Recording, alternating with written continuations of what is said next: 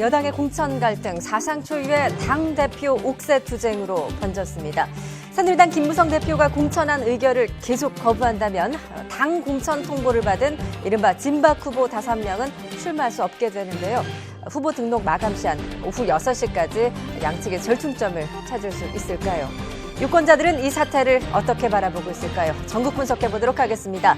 최창렬 용인대 교수, 이상일 아젠다센터 대표 나오셨습니다. 안녕하세요. 안녕하세요. 예, 새누리당 공천 문제를 둘러싼 지도부의 내용, 오늘 그야말로 정점을 찍고 있는 것 같습니다. 먼저 주제어 보고 가겠습니다.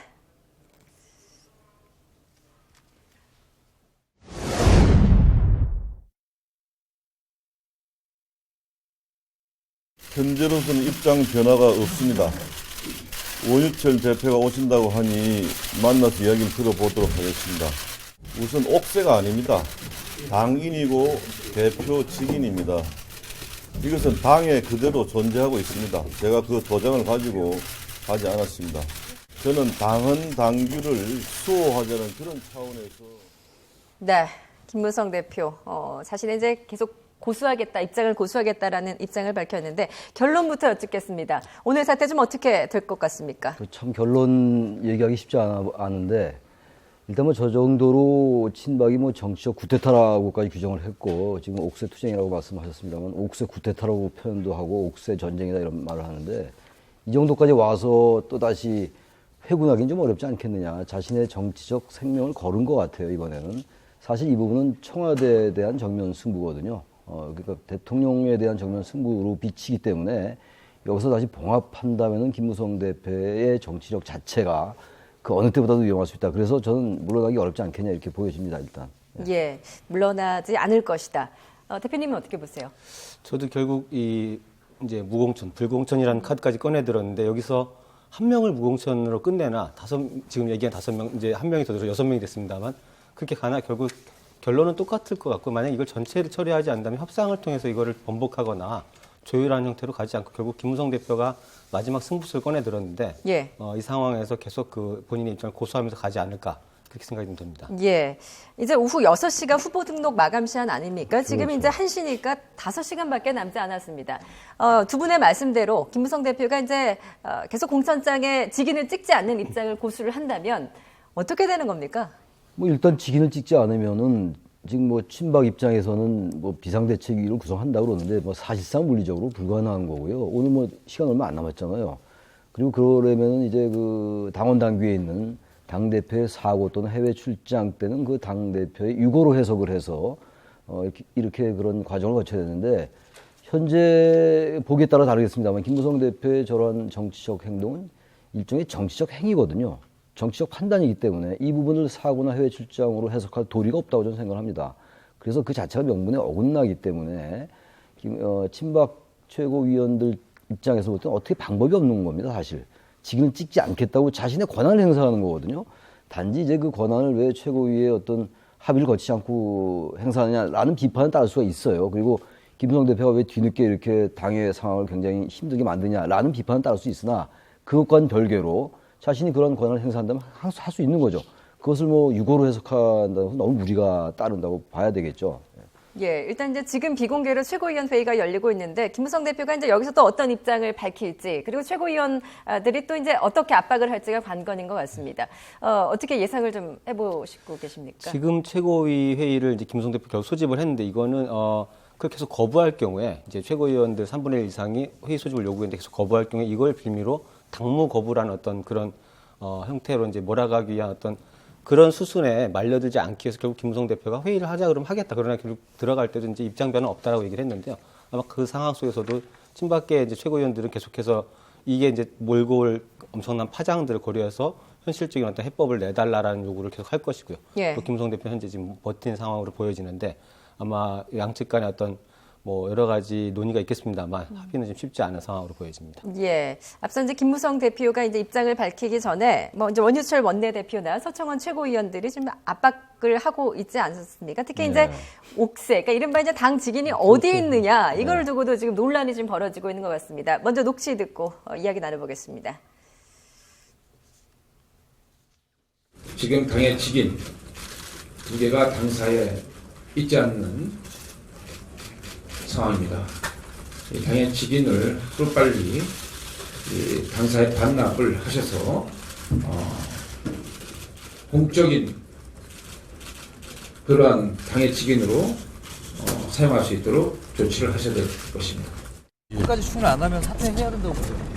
글쎄 그건 뭐 그건 뭐 당연히 뭐 그 사람이 결정하는 문제지만은 어떻게든 지금까지 그것까지 내가 얘기할 수는 없고 나중에 뭐 법적인 책임을 모으는 당 대표가 져야죠. 자기가 도장 안 찍고. 예, 이에 대해서 김무성 대표 일단 이제 그 도장 직인은 당사에 있다라고 밝혔습니다. 이게 이제 어디에 있는다는 것도 좀 문제가 되는 겁니까? 어떻게 봐야 되는 거죠? 직인의 소재라는 예. 건 결국 김무성 대표의 의지 때문에 얘기를 하는 거죠. 예. 최종적으로 당대표가 추인을 해야 된다는 데가 의미가 있는 얘기인 것이지 직인이 어디에 있느냐는 중요하지 않죠. 예. 직인을 찍고 안 찍고 이제 당대표가 이 지금 공천 안에 대해서 최종으로 결재한다는 의미잖아요. 그래서 의미가 있는 것이지 이게 옥세다 직인이다 이런 건 별로 중요하지 않은 거죠. 당대표가 난 이 당대표로서 최종적으로 승인할 수 없다라는 거잖아요. 지금 그러니까 승인을 하라는 입장이고 그렇다면 어쨌든 뭐 당대표가 승인 안 하면 현재 당원 당규도 그렇고 말이죠. 선거법상에 후보로서 등록할 수가 없는 거거든요. 그게 중요한 거죠. 만약에 직인을 만들어서 찍는다 하더라도 그거는 뭐 명백하게 불법이겠죠. 당대표가 인정하지 않는 직인을 새로 만들었다라고 하면. 그러니까 지금 이런 말씀들을 나누는 것도 대단히 곤혹스러워요. 이런 일 자체를 예상하지 못했잖아요. 그동안에 여러 이런 고비가 있었지 않습니까? 네. 당대표가 이런 이른바 전략공천 그리고 지지율이 월등히 높음에도 불구하고 아예 공천 배제하는 컷오프 시키는 이런 것들에 대해서 상당히 비판을 해왔고 당대표가 거부를 해왔음에도 불구하고 공천관리위원회가 그야말로 권한을 남용한 거거든요. 그리고 이런 상황이 이제 이렇게까지 오게 된 거죠. 그리고 최근에 긴급 기자회견을 하면서 김무성 대표가 이런 상황에 대해서 비판을 했는데 오히려 그런 비판이 김무성 대표가 비판에 직면했어요. 이제 와서 무슨 그렇게 말뿐이고 자신의 어떤 명분만 세우려 했던 것이 아니냐는 비판에 직면했는데 거기에 대해서 이제 마지막 초강수의 승부를 둔 거거든요. 그래서 예. 마지막까지 도장을 찍지 않는다면 나중에 여러 가지 법적인 문제는 생길 수가 있겠으나 그건 뭐 법적인 사법적 차원의 문제인 것이고 지금 이제 얘기하고 있는 것은 정치적 차원의 얘기들인 거거든요. 예. 그리고 대다수의 유권자들이 현재의 새누리당의 공천이 대단히 무리하다. 그리고 지나치게 교만하게 했다, 오만하게 했다. 그리고 유권자와 국민은 안중에도 없다라는 여론이 일반적이라고 저는 생각을 합니다. 예. 저 스스로도 그렇게 생각하고 있고 말이죠. 바로 그러한 하나의 귀결이라고 생각해요. 그래서 이런 부분들은 새누리당이 무조건 도장 찍어라라고 압박한다고 되는 문제가 아닌 것 같아요. 이거는 일단 이 중요한 게 표심에 영향을 줄 거고 말이죠. 전 수도권에 상당히 새누리당에게는 안 좋은 영향으로 굉장히 나타날 것 같아요. 악영향을 이번 나타날 옥새 파동 자체도 이제 새누리당에 국민들이 다 악영향을 미칠 그럼요, 것이다. 보고 있는 예. 건데 지금 현재 이 옥새 파동도 그렇지만 이 옥새 파동은 하나의 현상인 것이고 예. 그동안의 공천 과정이 너무나 무리했었잖아요. 너무 일반적인 일반론에 비춰볼 때 납득하기 어려운 점이 너무나 많았어요. 상식과 원칙이 어긋났고 기준에 부합하지 않았고 말이죠. 그러한 것들이 나타났기 때문에 지금 친박 최고위원들이 무조건 공관위원들이 압박한다고 되는 문제는 아니라고 생각해요. 예. 그동안 이제 김무성 대표, 그동안 살생부 파문이나 이제 국회법 파동 때도 이제 여러 리더십 논란이 좀 있었는데, 요번 이 옥새 투쟁은 이제 본인의 정치적 생명에 이제 승부수를 띄었다라는 이제 분석도 나오고 있는 것 같습니다. 김무성 대표 자신에게 있어서 이번 파동 어떤 정치적 입지에 어떻게 영향을 미칠 거라고 보시나요? 김무성 대표가 이제 이번 마지막 공천장에 직인을 찍지 않는 이제 초강수를 두고 승부수를 띄웠는데요. 그 부분에 대해서 이제 이미 공천을 받은 분들한테 그런 무소속으로 나갈 수 있는 기회 주셔서 봉쇄하면서 이렇게 하는 것이 맞느냐. 이런 이제 마지막 시간에 쫓겨서 다 와가지고 이렇게 하는 것이 명분이 있는 논란이 있습니다만 결국 그 부분에 대한 명분을 제공한 것은 사실 이한구 위원장을 비롯한 공천관리위원회 행동 속에서 나왔다고 저는 보여지거든요. 이게 유승민 의원 지역구에 대한 문제를 빨리 해결하자라는 그런 안팎의 여러 가지 여론에도 불구하고 탈당 시한에 마지막 1시간을 남겨놓고 쫓길 때까지 이제 공천관리위원회가 손을 대지 않았고요. 그 속에서 유승민 의원이 마지막에 탈당계를 냈습니다. 그리고 나서 이제 이 상황이 벌어졌는데, 김무성 대표 입장에서는 이 부분에 대해서 이것들을 이제 이렇게 마지막 정말 어떻게 해볼 수도 없는 초강수를 두면서 승부수를 띄웠을 때 그동안 이제 말씀하신 새누리당의 공천 과정이 뭔가 좀 문제가 많았다. 그러니까 정당하거나 객관적이지 않은 부분이 많이 있지 않냐라는 이런 여론들이 비등했다고 판단한다면 이 부분을 나름대로는 바로잡는 승부수를 띄운 거죠. 그러니까 그런 명분 속에서 이제 만약에 이 이후에 이제 선거 과정이 어떻게 결론이 날지 모르겠습니다만 수도권에서 이제 우려했던 어떤 그 새누리당 공천 가지게 된 그 역풍들을 좀 제어하고 오히려 바로잡는 모습을 비춰진다 그러면 김무성 대표로서는 그동안에 손상된 리더십을 일정 부분 회복하면서 예. 그 아마 그런 것들을 가져가고 싶은 부분이 있을 것이고요. 이런 어떤 절차적인 문제나 시간에 대한 문제들도 뭐 서로 논란이 있습니다만 공천관리위원회가 먼저 제 역할을 하지 않고 계속해서 이 부분을 끌고 와서 예. 키웠기 때문에 그 부분에 대해서 나름대로의 명분을 좀 쥐고 가는 것이 아닌가 생각이 됩니다. 예. 뭐 이제 일각에서는 이제 오늘 뭐 최고의 상황을 좀 지켜봐야겠지만 양측이 좀 절충점을 찾을 것이다라는 분석도 나오고 있는 것 같습니다. 지금 이제 김무성 대표가 무공천을 선언한 지역이 5곳이죠. 네, 그렇죠. 뭐 이 가운데 이제 만약에 절충점을 찾는다면 어떤 예상 시나리오를 좀 가늠해 볼 수 있을까요? 글쎄요, 절충점이라는 게 이제 송파을, 뭐 은평을, 뭐 대구, 동을, 동갑 이래서 전 5군데잖아요. 어떤 지역은 이제 공천을 행사하고 공천권을, 어떤 지역은 이제 무공천으로 하는 뭐 그런 것들이 절충점이 될 수 있을지. 그러나 글쎄 그런 방법밖에 지금 생각이 잘 안 나요. 예. 산술적으로 이제 어느 정도 서로 명분을 주고받고 하는 건데. 예. 그거 이외에는 뭐 지금 아까 제가 잠깐 말씀드린 그 무슨 뭐 비상대책위원회 이런 건 아예 지금 성립하기가 어려운 상황이거든요. 그리고 뭐 권한대행을 임명하는 것 자체도 말이 안 되는 얘기고, 뭐 친박 일부에서 그런 얘기가 나오고 있는 걸로 알고 있는데, 결국은 굳이 이제 절충하고 봉합한다면은 그 5개, 그리고 이제 아까 그 뭡니까, 그 이인선인가 경북 부지사를 다시 공천했잖아요. 조영 의원이 예. 얘기했던 것을.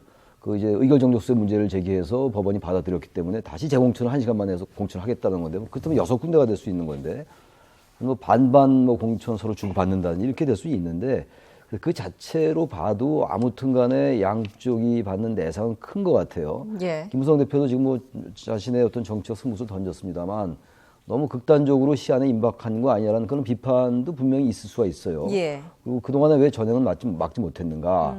그 자신의 어떤 친 김무성계는 많이 그 공천을 받았는데 실리를 다 챙기고 결국은 이것도 역시 초강수도 자신의 대권 입지, 총선 이후에 자신의 명문 확보 아니냐 이런 비판이 딸 수 있으나 예. 이상인 대표 말씀처럼 기본적으로 이 원인을 제공한 것은 사실 공천관리위원회거든요. 그래서 이것은 양비론으로 가게 되면은 문제 본질을 볼 수가 없는 거거든요. 그래서 전 새누리당이 지금이라도 유권자들에게 설명할 수 있는 정도의 그동안 여러 가지 공천관리위원회의 그 무리한 권한 남용이나 월권 이런 것들에 대해서 사과라는 절차가 필요할 것 같아요.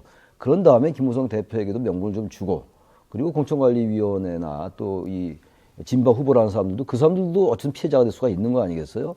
그래서 서로 상생하는 쪽으로 가는 게 맞다. 이렇게 계속 총선 이후에 권력투쟁의 성격인데 이게 말하자면 이게 전형적인 권력투쟁이에요. 예. 그러니까 총선 이후에 저는 이대로 가기 어렵다. 사실상의 분당수는 갈 수밖에 없는 거죠. 이렇게 대통령이 직접적으로 예. 저항한 거거든요. 근데 이제 이렇게 이제 옥새 전쟁까지 온 상황에서 이제 어떻게 상생을 할 것이냐의 문제일 것 같은데 지금 키는 이제 김무성 대표가 쥐고 있는 건 아니겠습니까? 예, 어떻게 좀 될까요? 그 김무성 대표의 뭐 속 생각을 다 읽어볼 수는 없습니다만 예. 그러나 그 동안에 이제 그 공천 과정이나 이 개파 갈등의 어떤 양상 또 이런 상황들을 본다면 김무성 대표로서는 결국 최종적인 선택을 한 거라고 보입니다. 지금 이제 표현으로는 심리적인 분당 상태에 와 있는 거 아니냐라고 말을 하는데 새누리당이 결국 총선 이후에 이제 뭐 전당대회나 대권과 관련된 어떤 체제의 개편 속에서 그 결국 김무성 대표는 이대로 주저앉으나 아니면 이 승부수를 띄우나 결론은 똑같을 것이다라는 결론에 도달했을 가능성이 많고요. 결국은 뭐 실질적인 어떤 이제 뭐 갈라서는 형태가 된다는 것까지 감수를 하고 승부수를 띄운 걸로 보이기 때문에 예. 말씀하신 대로 만약에 여기서 이제 어떤 봉합점을 찾는다 그러면은 그동안의 어떤 공천 과정에 대한 뭐 여러 가지 문제들을 진짜 다 사과를 하고 국민 앞에 사과를 하고 그런 부분에서 이제 뭔가 이렇게 화합하는 모습 속에서 이걸 예. 이루어내야 되는데 그러기에는 이제 이런 시간의 문제도 그렇고 예. 이미 띄운 승부수 자체가 너무 강하기 이미 때문에 이제 돌아올 수 없는 강을 예. 건넌 것이 아닌가. 그렇게 지금 결론이 예. 내놓고 아마 승부수를 띄운 걸 저는 그러니까 보여집니다. 친박 쪽에서 사과를 해야 돼요. 이 부분은 김무성 대표도 상당히 정치적 내상을 입었죠. 왜 마지막까지 막지 못하고 이렇게 상황을 힘들게 만들어 왔느냐라는 뭐 그런 아주 기본적인 비판인데 제가 아까도 말씀드린 것처럼 그럼에도 불구하고 계속 이상한 전략 공천에 대해서 계속 얘기를 해왔잖아요. 김무성 대표 이렇게 하면 안 된다라고 말이죠. 그렇기 때문에 김무성 대표가 사과는 이미 했고 기자회견 때 친박의 그 공천관리위원회나 특히 이한구 위원장이 그동안 여러 가지 월권인으로 비치는 행동들에 대해서 그리고 지나치게 청와대를 의식했던 행동들 이러한 것들에 대해서 사과가 있어야 돼요. 그러면 김무성 대표도 명분이 쓰는 거거든요. 그래서 당을 어느 정도 안정적으로 추스려야 되는 거죠. 이것도 어쨌든 여당도 지금 이 상태로 계속 선거에 임한다는 게 너무나 부담스러운 거거든요. 예. 거의 갈라진 상태로 선거에 임할 수가 없을 거예요. 아마 지금 그러한 부분들을 논의하고 있지 않을까. 예. 그래서 그 절충점이라는 게 이제 공천관리위원회 사과 또는 무공천을 다 하기는 어려울 것 같아요. 현실적으로. 그래서 일정 부분 아주 무리했던 지역에 대해서 한두 군데 무공천을 한다든가 이래서 서로가 어떤 명분을 찾는 선에서 봉합되지 않을까라는 생각도 들긴 들어요. 예, 일단은 이제 지금 최고위원회가 비공개로 열리고 있는데 좀 어떤 이야기가 오고 가는지 아직 속보는 좀 전해지지 않고 있습니다. 이제 소식이 전해 오면 또 전해드리도록 하고요. 지금 이 시점에서 궁금한 것, 과연 유권자들, 민심이 이 새누리당 공천 갈등을 어떻게 바라보고 있을까 아니겠습니까? 특히 이제 이번에 김무성 대표가 직인을 찍지 않겠다고 한 곳 가운데 5곳 가운데 3곳이 바로 대구입니다.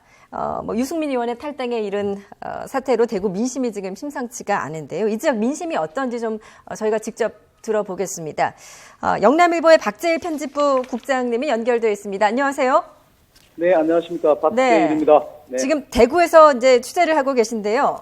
네. 새누리당의 텃밭으로 불리는 곳이 바로 대구 아닙니까?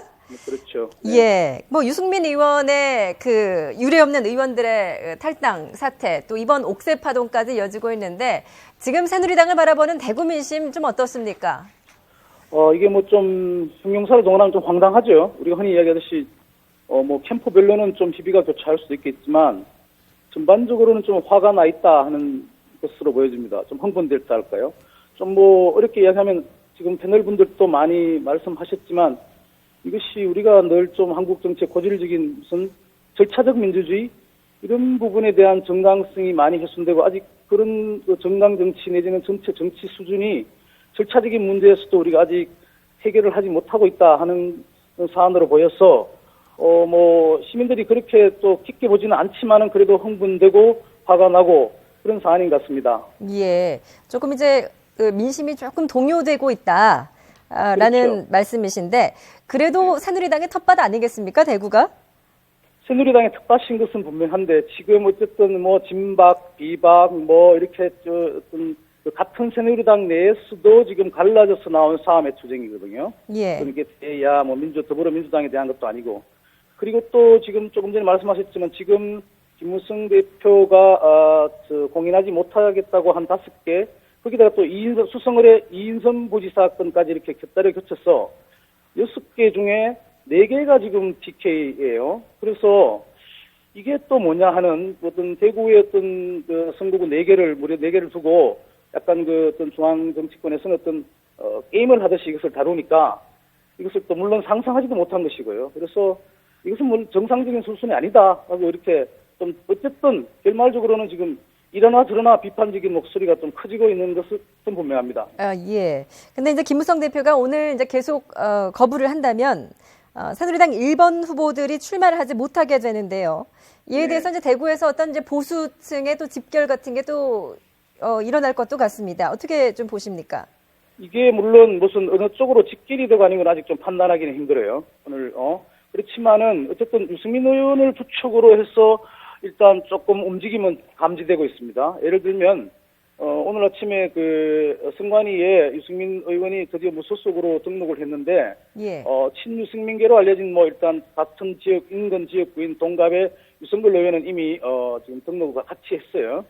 그리고 권현희 의원도 등록을 했는데 세 사람이 동시에 한꺼번에 선거관리위원회에 와서 등록을 했습니다. 그래서 유승민 의원은 지금 무소속으로서 어떤 이런 분들, 자기가 좀 가까운 분들하고, 어떤 연대를 해서 나갈 가능성도 상당히 높아 보이니, 이런 상황이라면 조금, 오늘 최고위에서 어떻게 결론이 날지 모르겠지만, 만약에 그분들이, 직인이 찍혀서 만약에 출마할 수 있게 된다면은, 한판 승부가 이루어지지 않을까 이렇게 보고 있습니다. 예. 만약에 이제 오늘 새누리당 1번 후보들이 출마하게 된다면 이제 한판 승부가 될 것이다. 네. 이제 조금 전에 유승민 의원의 무소속, 를 언급해 주셨는데 무소속 출마를 언급해 주셨는데요. 네. 이에 대해서 대구 민심은 좀 어떻습니까? 이것도 참 미묘하죠. 어쨌든 유승민 의원이 객관적으로 본다면은 지금까지 여론조사에서 앞서왔습니다. 그리고 기자회견이 상당히 좀 어떤 글 내용이나 이런 것이 보면은 어떤 가치관을 많이 이야기했기 때문에 기선제압은 일단 했다고 보죠. 대포를 쏜 상황입니다. 그렇지만 이제 앞으로 이것이 지금 김무성 대표와 청와대와 각을 세운 부분, 또 유승민 의원이 청와대와 각을 세웠던 부분, 그리고 기자회견의 내용, 이런 것들이 지역에 어쨌든 60 내지 70% 박근혜 대통령의 국정수행을 지지하는 이런 쪽과 혼재되면서 유권자들이 과연 이 사안을 유승민 개인의 어떤 선호도로 보느냐 아니면은 종합적으로 해서 보느냐에 따라서 이게 또 성패가 좀 갈려질 것 같아요. 그래서 유승민 의원도 지금 연대라는 부분도 아까 좀 하고 있지만 신중하게 접근하는 것 같고요. 전략적으로도 물론 뭐 헌법을 이야기했지만 유승민 의원이 지금 선거 전략은 어쨌든 대구의 힘, 뭐 대구의 아들 이렇게 캐치프레이즈를 내걸고 있어요. 그래서 이 사안을 될 수 있으면 자기와 대구의 어떤 자존심을 세우는 문제로 연결시키려고 노력하는 것 같아요. 그래서 유승민 의원의 전략도 아마 좀 먹혀 들어가는 부분이 있어서 상당히 좀 이 점에서는 좀 흥미롭기도 하고 좀 관심이 가는 부분입니다. 어떻게 결론이 날지. 알겠습니다. 오늘 전화 연결해 주셔서 감사합니다. 영남일보 박재일 편집부 부국장이었습니다. 네, 지금 좀 대구 민심이 좀 요동치고 있다라는 말을 이제 대구에서 취재 중인 그 정치부 국장께서 한번 들어봤습니다. 뭐 이제 뭐 어떻게 좀 판단할 수 있을까요? 그래서 대구 민심도 뭐 상당히 갈리고 있겠죠. 예. 한마디로 얘기는 뭐 하는 수가 없는 건데 단지 전체적으로 말이죠. 박근혜 대통령 이후를 생각할 가능성은 충분히 있을 것 같아요. 이른바 포스트 박근혜죠. 유승민 의원의 뭐 기자회견 내용도 그렇고 이 부분에 대해서 그리고 지난해 이제 원내대표 연설 때 나왔던 얘기들이 있잖아요. 정의로운 보수, 뭐 따뜻한 보수, 개혁적 보수 이런 얘기를 했는데 그런 것들을 어떻게 평가할지가 굉장히 중요할 것 같아요. 그리고 아마 유승민 의원이 출마를 하는 거니까 무소속으로 그렇게 되면 박근혜 대 유승민의 구도가 짜여질 가능성이 굉장히 높아요. 사실은. 유승민 의원이 상당히 이게 정치적으로 비중이 큰 인물이 되고 말았죠. 사실.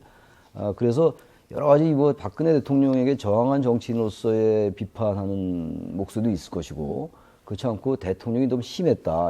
그리고 이 유승민 의원뿐만이 아니라 지지율이 월등히 높은 사람들을 아예 공천 배제시킨 것이 이게 과연 대구의 자존심이 어떻게 되냐라는 그 양론이 있을 거예요. 대구에. 예. 그런데 중요한 건 어쨌든 전체적인 관통으로 우리가 볼 수 있는 게 박근혜 대통령 이후에 뭔가 우리가 인물을 키워야 될 거 아니야. 이런 여론이 급격하게 형성되면은 설령 여러 그 비박 후보 아니 그 진박 후보들이 출마한다 하더라도 말이죠. 전체적으로 진박 후보가 대단히 고전할 가능성이 크다. 이렇게 저는 생각을 합니다. 예. 이제 만약에 이제 오늘 이제 옥새 전쟁이 또 이제 관건인 것 같은데요. 만약에 이제 김무성 대표가 마지막까지 의결을 도장을 찍는 걸 거부를 한다면 특히 이제 뭐 유승민 의원의 지역구에 이제 혼자 나오게 되면 이제 그야말로 이제 그게 무혈 입성하는 것 아니겠습니까? 그렇게 되면 좀 영린을 좀 건드리는 게 아니냐. 또 그런 분석도 있는 것 같습니다.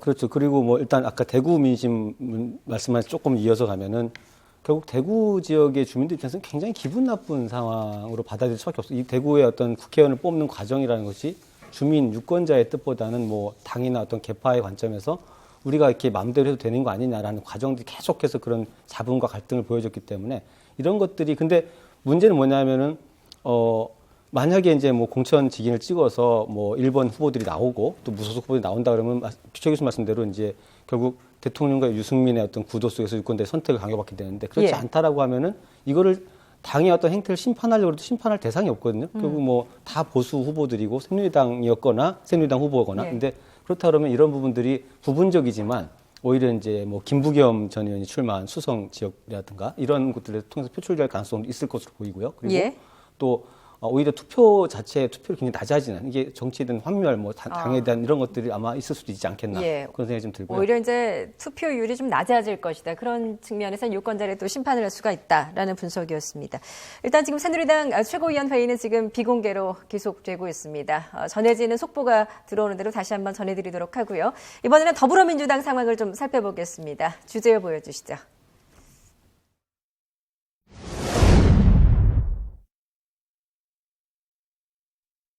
현재와 같은 그런 일부 세력의 그런 정초성 문제를 갖다가 해결하지 않을 것 같으면은 뭐 수권 정당으로서의 가는 길이 요원하다고 생각합니다만은 요즘 우리 당 정체성 논쟁이 일부에서 있습니다.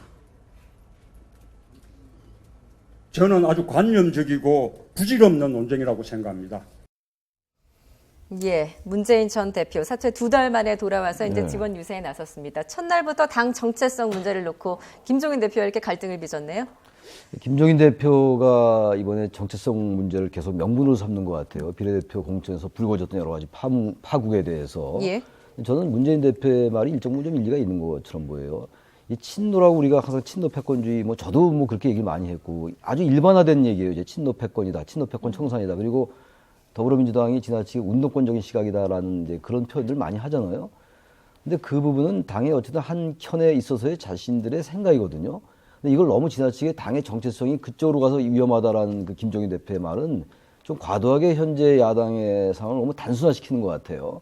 그래서 이 당의 정체성이라는 게 당의 노선의 문제거든요. 지나치게 이제 국민들에게 있어서 물론 일부 국민이겠습니다만 야권 지지자나 또 여권 지지자에 따라 다르겠습니다만 어쨌든 현재 제1야당이 지나치게 어떤 좌파적 시각을 가지고 있다라는 시각이 분명히 존재하고 있어요. 그리고 예. 그것을 담지하고 있는 것이 바로 친노 운동권 세력이다라는 거거든요. 일정 부분 저는 일리가 있다고 봅니다. 그럼에도 불구하고 마치 그 부분 때문에 당 전체가 안 된다라고 생각하는 건 전 약간 그 본질을 벗어나는 것 같아요. 그들이 보였던 행태가 지나치게 좀 경직돼 있었고 말이죠. 그리고 여러 가지 정치에 있어가지고 좀 국민들이 볼 때 불편한 부분들이 친노 패권주의와 연결됐던 거거든요. 예. 그래서 이번에 상당히 그런 부분이 정리가 되고 있잖아요, 지금. 근데 이것을 당의 정체성이 문제가 되기 때문에 우클릭해야 되기 때문에 지금 김종인 대표의 말씀처럼 이 부분을 해결하지 않으면 안 된다고 얘기하는 건요. 문제의 본질에서 좀 약간 벗어나 있는 게 아니냐라고 보고 그런 쪽으로 논쟁이 가면 안 될 것 같아요. 예. 네. 대표님 어떻게 보십니까? 문재인 대표로서도 이제 김종인 대표 체제를 통해서 당이 뭔가 좀 혁신하고 개선해가는 거기까지는 용납이 되지만 정체성 자체를 바꾼다라는 것은 다른 문제가 되는 거죠. 이거는 그동안에 어떤 보였던 야당의 행태나 뭐 어떤 정치의 방식이라든가 이런 것들에 대한 구조적인 개혁이나 일부 사람에 대한 물갈이는 뭐 내부적으로 충분히 수용을 할 수 있으나 그러나 전체 야권 지지자를 이렇게 설득할 수 있는 어떤 뭐 기본적인 방향, 가치의 문제로 이렇게 연결되는 정체성 자체를 바꾼다라는 이렇게까지 허용이 돼 버리면은 사실 야당이라는 어떤 존립 기반 자체에 대한 부정이 돼 그동안의 어떤 모든 정치 과정에 대한 부정해 버리는 게 되기 때문에 문재인 전 대표로서도 그것은 아니다. 그러니까 지지자들을 향해서 당이 개혁하고 바뀌는 것이지 정체성 자체를 버리고 그것까지 바꾸는 것은 아니다라는 메시지를 낼 필요가 있었다라고 보여지고 그런 것들을 명확하게 좀 선언한 게 아닌가 생각이 됩니다. 예, 이게 이제 또 다른 측면으로 볼 때는 이제 문재인 전 대표는 이제 기존의 지지층을 결집하는 역할을 맡았고 또 김종인 대표는 이제 중도층으로 외연을 확장하는 역할을 맡았다라는 또 분석도 있습니다. 그러니까 전 두 가지가 더 의미가 예. 있다고 봐요. 어떤 정당이 표심을 확보해 나가기 위해서는요, 지나치게 양극의 위치에 있는 건 바람직하지 않죠. 그리고 현대 정당의 추세도 아닌 것이고, 예. 아무튼 중도를 기준으로 해가지고 이념적 스펙트럼에서 중간을 기준으로 해가지고 좌와 우를 이렇게 수용해 나가는 게 기본 현대 정당의 추세거든요. 그건 새누리당도 마찬가지예요. 특히 이제 더불어민주당이 아무튼 제가 아까 말씀드린 그런 논리에서 어느 정도의 중도로의 외연 확장은 필요하죠. 그러기 위해서는 뭐 경제라든지 안보나 이런 거에 있어가지고 기존에 좀 어떻게 보면 고정관념 같은 것도 있을 수가 있는 건데 그런 예. 것을 부식시키는 작업은 좀 의미가 있다고 봐요. 그래서 지금 말씀처럼 집토끼를 잡는 거는 이제 문재인 전 대표고 예. 외연을 확장해서 이제 저기 산토끼를 잡는 거는 이제 김종인 대표의 어떤 역할 분담 같은 건 저는 일리가 있다고 보고 단지 총선 이후에 이제 이 두 가지의 노선이 충돌할 수 있을 겁니다. 저는 근데 그러한 노선의 충돌은 의미가 있다고 보는 거죠. 예. 그런 노선 투쟁을 바탕으로 한 그런 권력 투쟁은 의미가 있는 건데 지금 새누리당에서 벌어지고 있는 것과는 양상이 좀 다른 거죠. 새누리당 사실상 노선의 그 입장이 차이가 약간 없어요. 물론 유승민 예. 의원이 이제 뭐 증세원 복진허구다라는 그런 노선의 차이는 있겠으나 완전히 그냥 권력을 둘러싼 투쟁인데 지금 야당에서 벌어지고 있는 것은 저런 것들은 잘만 발전시킨다면은 오히려 당의 전체적인 그 노선 투쟁으로 가면서 그것이 정책 경쟁으로 갈 수가 있는 거거든요. 당내 개파별로 그러한 예. 의미에서 개파는 의미가 있는 게 아니냐라고 보여집니다. 예, 그러니까 본격적인 선거 국면에서 이제 이런 노선 차이를 드러내는 당 갈등 그래도 의미가 있는 것이다라는 분석입니다. 동의를 하십니까? 네, 저도 사실 새누리당이 원래 이런 어떤 노선을 가지고 충돌하는 부분에서 먼저 드러났던 건 새누리당이었습니다. 유승민 의원이 원내대표 시절에 이제 했던 그런 문제들이 이렇게 이슈가 되고 주목받았던 것들은 뭐냐면 보수가 추구하는 어떤 정책 노선의 가치, 지향성 이런 것들에 대한 갈등이었는데 이게 이제 지금 총선 국면에 와서는 그냥 개파에 대한 어떤 당의 정체성이라는 문제로 이렇게 두루뭉실해지면서 개파로 이렇게 찍어내기 이런 식으로 갈등 바뀌어 버렸는데 예. 오히려 이제 야당은 그 동안에 누가 패권을 지나라는 그 개파 간의 어떤 이해 갈등 구조에서 오히려 김종인 대표가 이렇게 이 문제를 가지고 들어오면서 어떤 방향성을 가지고 갈 것이냐는 문제로 바뀌어가죠. 오히려 이제 양쪽의 어떤 갈등 구조가 이렇게 서로 바뀐 셈인데요. 아마 야당이 그런 국면에서 어떤 그 충돌과 논쟁들 해가는 것들은 뭐 오히려 건강한 어떤 결과를 낳을 수도 있다고 저도 이제 보입니다. 단지 총선 이후에 그게 노선 투쟁의 차원에서 정리가 돼 나가고 어느 정도의 절충이 이루어진다면 굉장히 그 득표에 도움이 될 텐데 대선 국면에서 저기 김종인 대표와 이제 이른바 지금 언론 얘기하고 있는 구주류 친노 세력들과의 새누리당과 비슷한 정도의 어떤 그러한 어떤 자리를 둘러싼 그런 갈등을 비화된다면 상당히 어려움에 처할 수 있다. 그리고 김종인 대표가 지금 자신은 물러날 수 있다라는 얘기를 여전히 하고 있는 거잖아요. 이번에 뭐 잔류했습니다만 그렇게 된다면 야당은 굉장히 어려워질 거예요. 그걸 어떻게 잘 관리해내느냐가 현재 야권에 있는 대선주자들의 몫일 것 같습니다. 예, 알겠습니다. 최창렬 용인대 교수, 이상일 아젠다 센터 대표였습니다. 잘 들었습니다. 네.